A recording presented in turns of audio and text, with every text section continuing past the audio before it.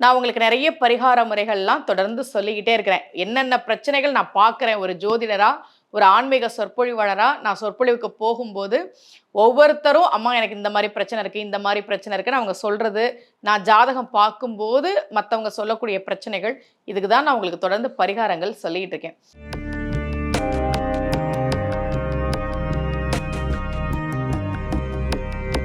ரகசிய உண்மைகள் சேனலை பார்த்து கொண்டிருக்கும் உங்கள் அனைவருக்கும் சுமதி ஸ்ரீயின் அன்பு வணக்கம்.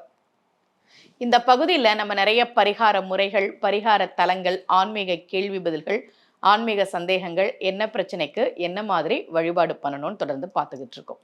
வேலையில செய்யாத தப்புக்கு ஒருத்தர் மேல வீண் பழி வந்தது. அந்த ஜாதகம் தான் நான் உங்களுக்கு காட்டியிருக்கேன்.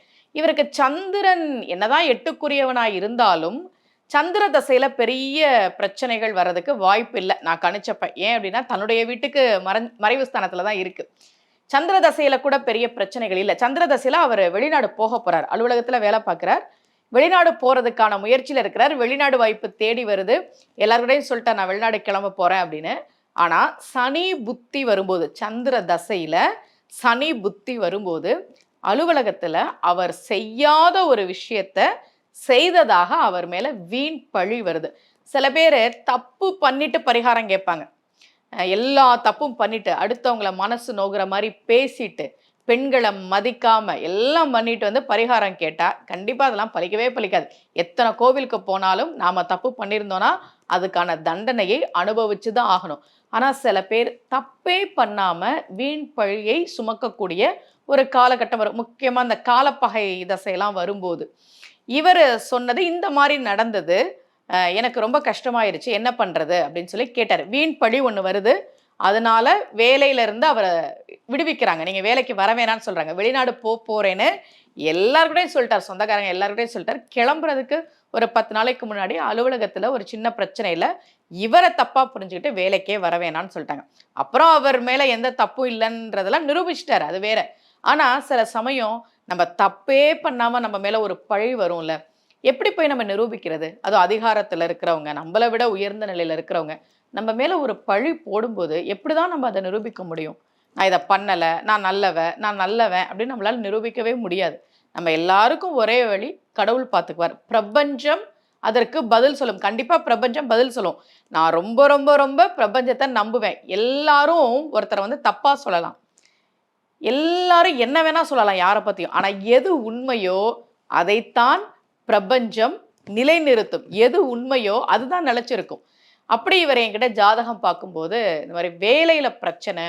இப்ப என்னன்னா இந்த கம்பெனில ஒரு கெட்ட பேர் வந்து என்னை வேலைக்கு வர வேணாம்னு சொன்னதுனால நான் வேற எந்த கம்பெனிக்குமே வேலைக்கு போக முடியாது. ஒரு பணம் கையாடல் சம்பந்தப்பட்ட ஒரு விஷயம், இவர் வந்து பணத்தை எடுத்து செலவு பண்ணிட்டாரு அப்படின்ற மாதிரியான ஒரு வீண் பழி அவருக்கு வந்துருச்சு. அப்புறம் அவர் அதை நிரூபிச்சு திரும்ப வேலைக்கு சேர்ந்துட்டார். இந்த மாதிரி உங்களுக்கு வேலை சார்ந்த பிரச்சனைகள் ஏதாவது இருந்ததுன்னா முதல்ல என்ன தசாபுத்தி நடக்குது அப்படின்றத பார்த்துக்கோங்க. இவருக்கு சந்திர தசையில சனி புத்தியில அந்த பிரச்சனை வந்தது. அவருக்கு நான் சில கோவில்கள்லாம் சொல்லியிருந்தேன், கொஞ்சம் சிரமம் பார்க்காம இந்த கோவில்களுக்கெல்லாம் நீங்க போயிட்டு வந்துருங்க சார்னு. அவருக்கு ஒவ்வொரு நாளும் பூஜையில இந்த பதிகத்தை சொல்லுங்க அப்படின்னு நான் சொல்லியிருந்தேன். ஆடல் அறவார் சடையன் ஆயிழைதனோடும் நாடு மலி வெய்திட இருந்தவன் நல்லாற்றை மாட மலி களி வளர் பந்தனது செஞ்சொல் பாலுடையாரை அடையா பழிகள் நோயே.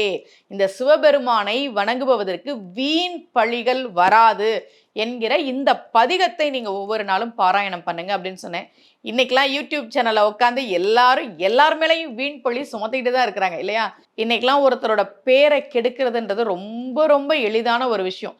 தெரியுமா அவங்க என்ன பண்ணாங்க தெரியுமா, என்னென்ன பண்ணாங்க தெரியுமா அப்படின்னு பேரை கெடுக்க முடியும். ஆனால் அதற்கான பதிலை பிரபஞ்சம் நிச்சயமாக தந்தே தீரும். நாம நல்லவங்களா இருக்கும்போது பிரபஞ்சம் நம்மை நிச்சயமாக காப்பாற்றும். என் மேல ஒரு வீண் பழி வந்துருச்சு, என்ன பண்றதுன்னு தெரியல அப்படின்னா அவர்கள் நம்பிக்கையோடு இந்த பதிகத்தை பாராயணம் செய்யுங்கள். இதே போல மீண்டும் ஒரு பரிகார முறையோடு உங்கள் அனைவரையும் சந்திக்கிறேன். அனைவருக்கும் அன்புடன் சுமதி ஸ்ரீ.